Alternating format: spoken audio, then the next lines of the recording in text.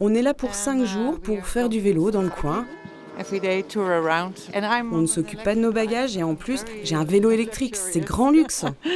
Ces deux touristes vont voyager l'esprit léger, c'est le cas de le dire. Ce couple de Néerlandais a fait appel à Sophie, une Belge vosgienne d'adoption, tombée amoureuse du département. Ancienne directrice de camping, elle s'est reconvertie en agence de voyage pour cyclotouristes. Parce que c'est pas si simple quand on ne connaît pas de loin comment on va dessiner nos parcours, où est-ce qu'on va trouver nos logements qui vont bien avec les parcours à vélo, etc. Et donc je me suis dit, ça doit être possible.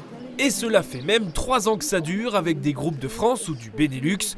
Ce couple a déboursé un peu plus de 1 500 € pour 5 jours. Logement, demi-pension et accessoires, tout est inclus, y compris ce service insolite de transport des bagages en vélo cargo. Ça s'adresse à des personnes qui ont l'habitude de faire du vélo.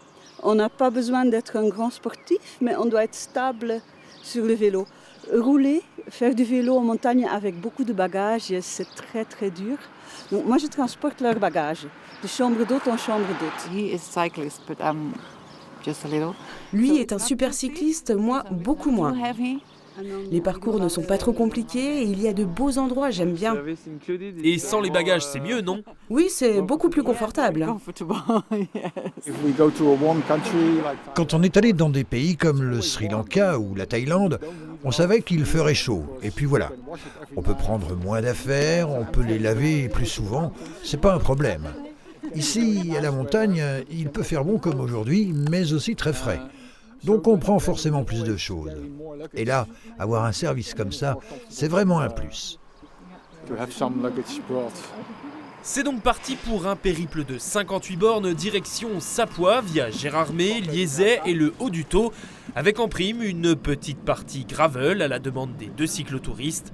Pour Sophie, en revanche, pas de kilomètres superflus, direction la chambre d'hôte à Sapois où ses clients passeront la nuit. Au premier abord, le concept surprend souvent, mais les prestataires adhèrent très vite. On voit bien, les gens viennent randonner, mais ils viennent de loin, ils viennent en voiture. On n'est pas dans une démarche écolo. Donc le fait que Sophie puisse venir en fait en vélo cargo et permettre à des personnes de faire un itinéraire sur toutes les Hautes-Vosges sans consommer d'hydrocarbures, c'est plutôt raccord avec nos idées. On va dire. Là, c'est du au moins casque. Pour le moment, l'activité n'est pas encore pleinement rentable. Il faudrait atteindre une 50aine de groupes par an avec un panier moyen de 2 000 € pour que Sophie puisse vivre de sa reconversion. Un objectif qu'elle compte bien atteindre d'ici la fin de cette année.